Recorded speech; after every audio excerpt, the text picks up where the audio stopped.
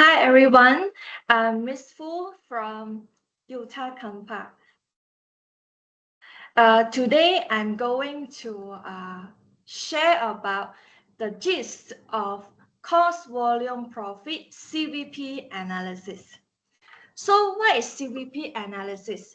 CVP analysis helps managers make many important decisions such as what products and services to offer, what prices to charge, what marketing strategy to use, and what cost structure to maintain.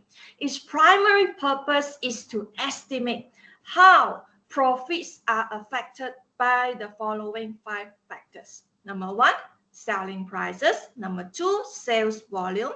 Number 3, unit variable cost. Number 4, total fixed cost. And number 5, mix of products sold. Mix of products sold means manufacturing firm is producing product A to product Z. So how many percentage of product A to product Z that this manufacturing firm should produce? So to simplify CVP calculations, managers typically adopt the following assumptions with respect to these factors. Assumption number 1, selling price is constant. The price of a product or service will not change as volume changes. Assumption number 2, costs are linear and can be accurately divided into variable and fixed elements. The variable element is constant in unit. For example, the unit variable cost is always constant, whereas the total variable cost vary according to activity level. The fixed element is constant in total over the entire relevant range. This one is talking about the cost behavior of the fixed cost. So the total fixed cost is fixed or constant over the relevant range of activity, whereas the unit fixed cost is inversely proportional to the activity level. That means when the activity level goes up, the unit fixed cost goes down. Assumption number 3, in multi-product companies, the mix of products sold remains constant. And assumption number 4, in manufacturing companies, inventories do not change. The number of units produced equals the number of units sold. That means in assumption number 4, to simplify CVP calculations, the company assumes that the quantity produced equals to the quantity sold. So while these assumptions may be violated in practice, that means for example, when the selling price does not remain constant, if the selling price varies depending on the cost of the input of raw materials, for example, the results of CVP analysis are often good enough to be quite useful. Perhaps the greatest danger lies in relying on simple CVP analysis when a manager is contemplating a large change in sales volume that lies outside the relevant range. However, even in these situations, the CVP model can be adjusted to take into account anticipated changes in selling prices, unit variable costs, total fixed costs, and the sales mix that arise when the estimated sales volume falls outside the relevant range. So, how to compute contribution margin is all about formulas regarding CVP analysis or calculations. So contribution margin, the formula will be sales minus variable costs, we get contribution margin, minus fixed expenses, we get profit or loss. So if the fixed expenses is less than the contribution margin, or in other words, the contribution margin is large enough to cover all the fixed expenses, this will contribute to the profit of the company. On the other hand, if the contribution margin is not even sufficient to cover all the fixed expenses, then this will result in losses. So first of all, how to compute sales? Certainly, logically, sales revenue equals to unit selling price times the quantity sold. How about variable expenses or variable costs? We take the unit variable cost times the quantity sold. Remember the CVP assumption, where in a company, the CVP assumption, if I remember correctly, is assumption number 3. Yes. So the CVP assumption assume that the quantity produced equals to the quantity sold. Is assumption number 4. Sorry. Okay. So notice the sequence here. Contribution margin is first used to cover all the fixed expenses, and then whatever surplus goes towards profits. If the contribution margin is not sufficient to cover the fixed expenses, then this will lead to losses. What is a break-even point? At break-even point, the company that is said to be at a break-even point is at a no gain, no loss position where the profit equals to 0. Okay, we will look at this later on. So it's always useful, to know how to derive the formulas. So the contribution margin ratio equals to the contribution margin divided by sales. So what is the margin of safety? The margin of safety is something like a safety cushion. So the formal definition will be the margin of safety is the excess of budgeted or actual sales dollars over the break-even volume of sales dollars. It is the amount by which sales can drop before losses are incurred. The higher the margin of safety, the lower the risk of not breaking even and incurring a loss. So the formula for margin of safety in dollars will be the total budgeted or actual sales minus the break-even sales. So we can also express the margin of safety in terms of percentage, where we use the margin of safety in dollars divided by the total budgeted or actual sales in dollars times 100%. So let me demonstrate this. So we can treat the orange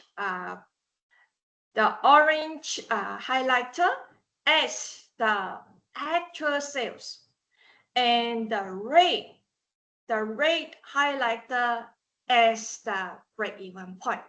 So the gap or the difference between the actual sales volume or actual sales revenue from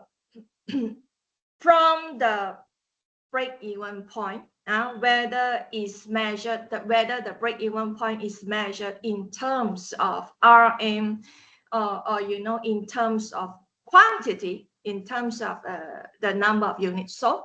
The gap or the difference between these two highlighters is known as the margin of safety. So the margin of safety is like a safety cushion. The thicker our safety cushion is, the less risk that the company will incur loss. So why? So actually, our actual sales quantity, which we times with the unit selling price, and we will get our actual sales revenue. For example, our actual sales volume or actual sales revenue can drop, and drop until it reaches the break-even point where profit equals to 0. So what happens if the sales volume or the sales revenue drop further to below the break-even point? Certainly, the company will start to incur losses. Yeah, because the contribution margin is far less as compared with the fixed expenses. Yeah, so in summary, for the margin of safety, the higher the margin of safety, the better. So how about break-even point units? The lower the break-even point units, the better. It means that the company needs to sell lesser units to achieve break-even. So remember, at break-even point, profit equals to 0. That is, the company is at a no gain, no loss position. So here are some useful formulas in performing CVP analysis. Just a session recap. The unit contribution margin equals to the unit selling price minus the unit variable cost. So the break-even point in units equals to the total fixed cost divided by the unit contribution margin. How about the break-even point in dollar or in sales revenue? We can straight away use the break-even point in units times the unit selling price, or we can use the total fixed cost divided by the contribution margin ratio. So how to compute the contribution margin ratio?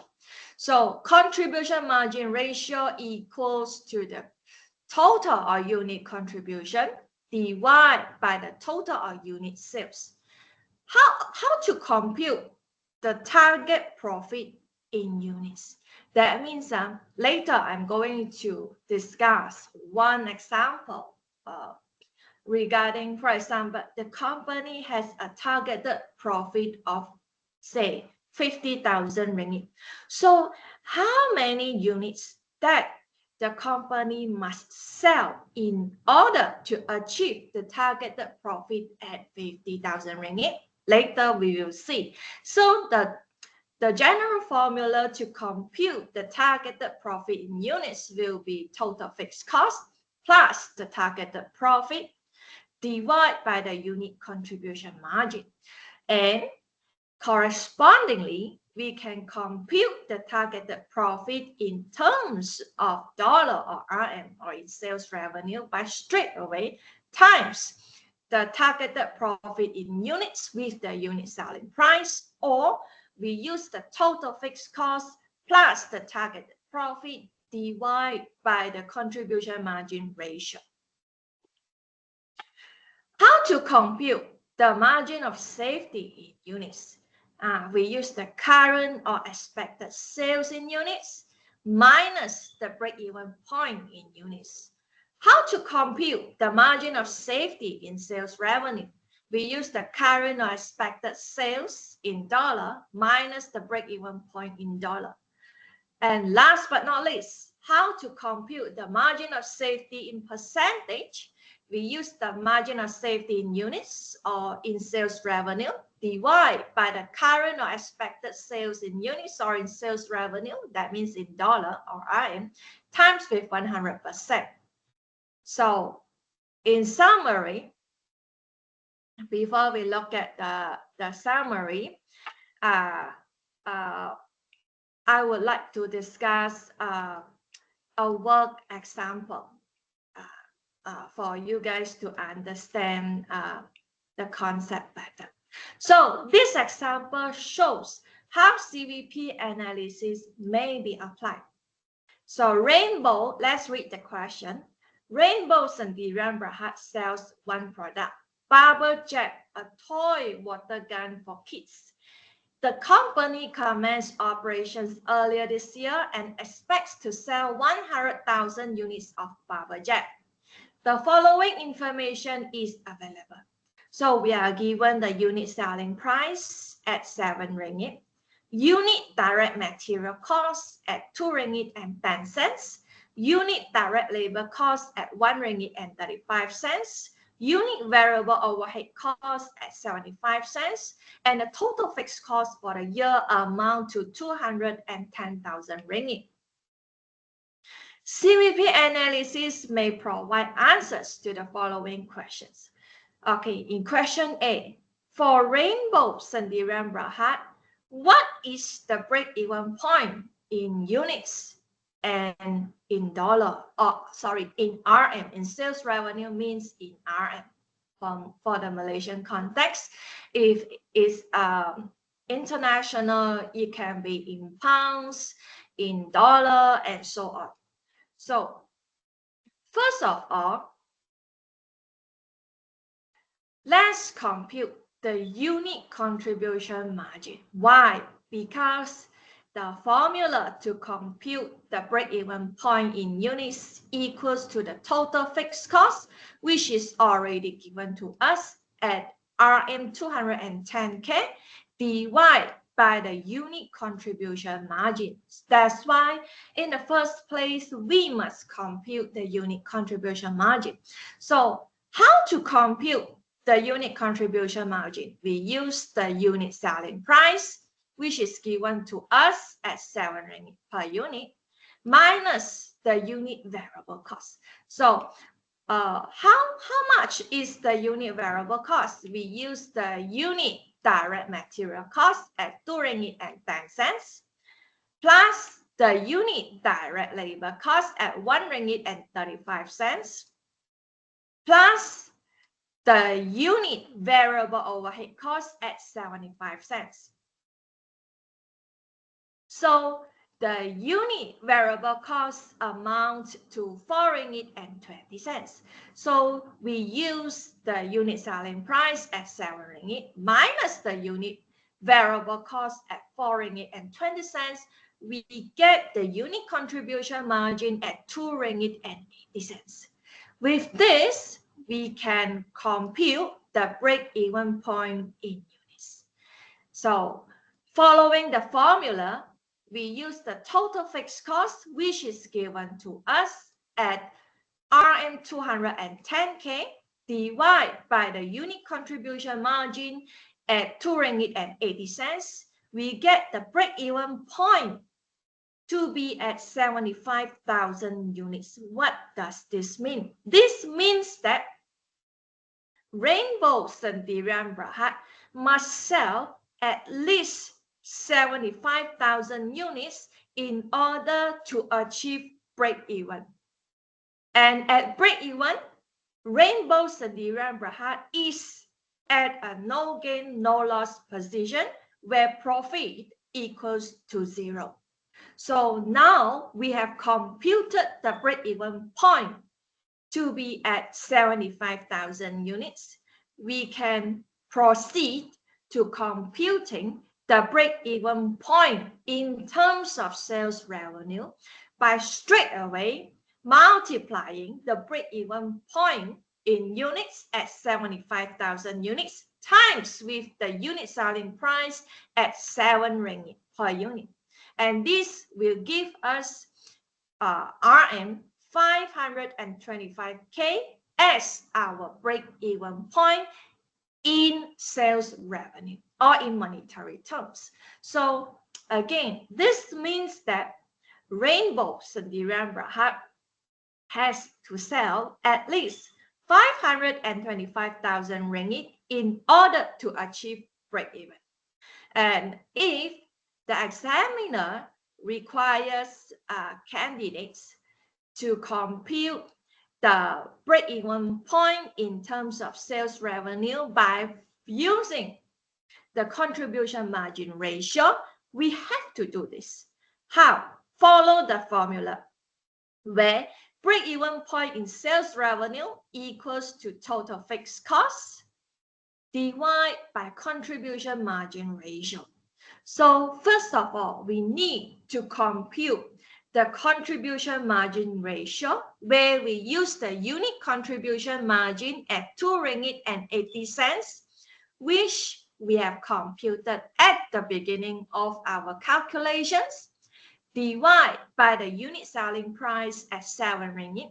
So our contribution margin ratio is 0.4. So armed with this information, we can now compute the break-even point in sales revenue by using the contribution margin ratio method.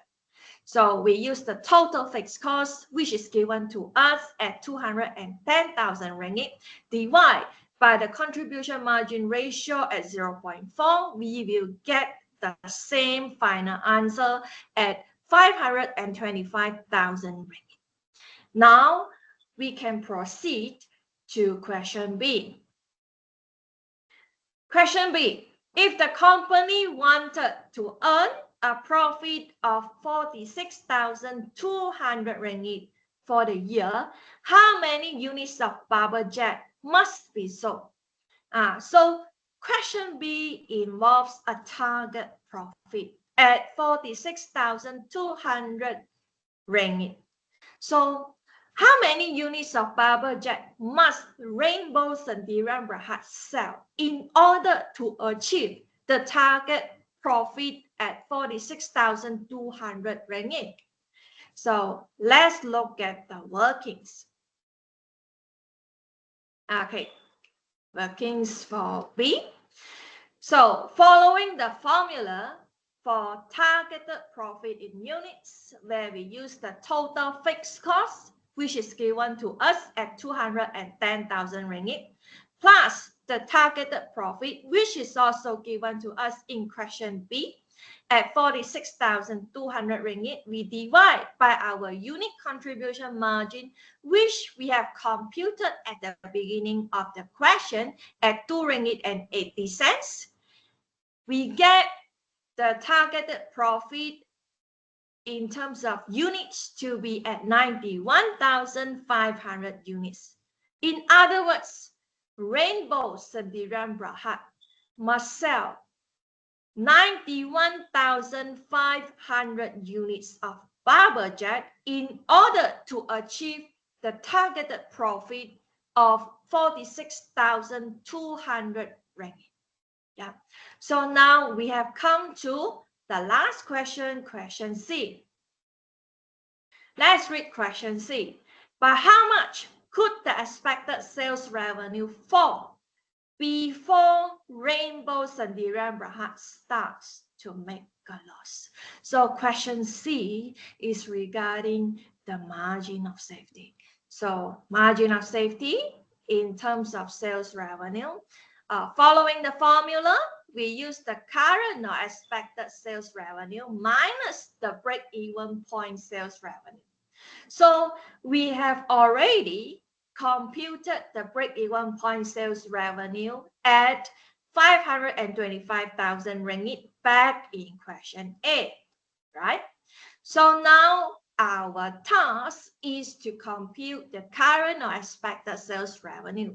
Where does this 100,000 come from?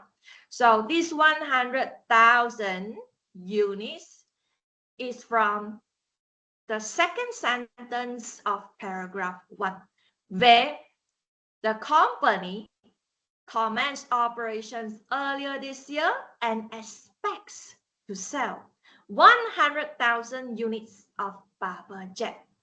This means the expected or anticipated sales volume or sales quantity for this year is at 100,000 units. So how to compute the current or expected sales revenue? So logically, we use the expected sales quantity or sales volume at 100,000 units times the unit selling price at 7 ringgit per unit.